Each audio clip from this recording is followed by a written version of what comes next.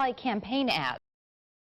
Your tax dollars could be helping Congressman Rod Blum's re-election effort, and not just him, but other members of Congress up for re-election as well. It's because tax dollars are paying to spread messages from his office, messages that Democrats say look a lot like campaign ads. Republican Blum is facing a heated re-election bid in Iowa's 1st congressional district. The Democratic Congressional Campaign Committee listed Blum as number 6 on its targets for unseating a Republican lawmaker. That means you can expect a lot of campaign ads this fall. But KCRG TV9's Forrest Saunders investigates whether you are already getting campaign material in your mailbox paid for by U.S. taxpayers. Each year, representatives get about $1.2 million to run his or her office. That money pays staff, it buys supplies, and allows for communication with constituents back home. Now, last year, Rod Blum spent a third of that budget, more than $400,000, sending mailers and mass communications. That's more than any other U.S. congressman. Many of the mailers Blum sent, they looked a lot like campaign ads, and we wanted to know if Blum was running for re-election with your pocketbook. If you're in Iowa's 1st district, this election cycle you can find political controversy in your own mailbox. Congressman Rod Blum has sent out a bunch of these mailers, printed, postmarked, and ultimately paid for with tax dollars. It says so right on the back. He ought to be ashamed of himself. I mean, this is the people's money. That's Monica Vernon. She's a Democrat trying to get the party nomination this summer to run against Blum come November.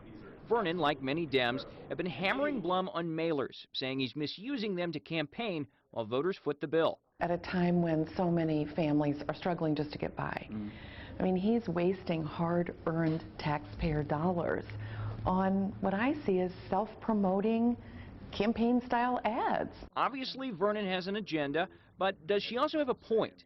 These are two of Blum's most recent mailers. One is a survey asking voters to rank top issues. Another, details on a job fair. But check this out. This one has phrases like unwavering leadership and keeping America safe written on it. Inside, quotes from the congressman, where he stands on issues, even pictures. We went to Congressman Blum to find out what he has to say about the mailers. He spent more than any other U.S. representative on this stuff. Blum says the attacks from the left are just Democrats making something out of nothing. It's campaign season, so we chuckle, we get it, we understand what they're trying to do. It's desperate Democrat diversions.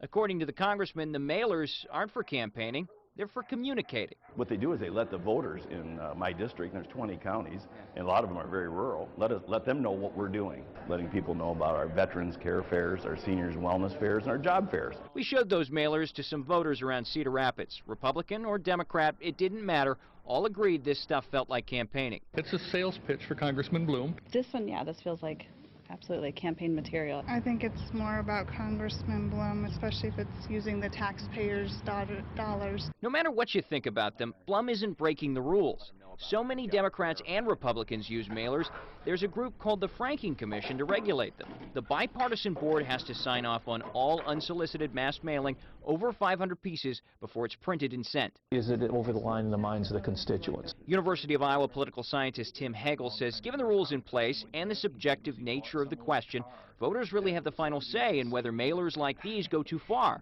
They can voice their opinions on the ballot, and Blum won't have it easy. The 1st district is a mix of Republicans and Democrats. Blum is a first-term incumbent.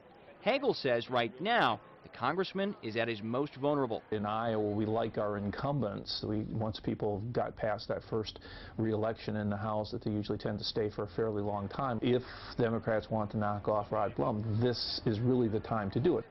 As November draws closer, mass mailers from all representatives will stop per 90-day blackout regulations. In Congressman Blum's case, will they help or hurt his chances for that second term? Eastern Iowa finds out election night. Forrest Saunders, KCRG TV9 News. 2nd District Congressman Dave Loebsack spent most of his $1.2 million on paying staff. That expense came out to more than $1 million. 4th District Congressman Steve King also spent the most from his taxpayer-funded budget on staff at close to $900,000. Congressman David Young represents the 3rd District. He also spent the most on personnel at $761,000.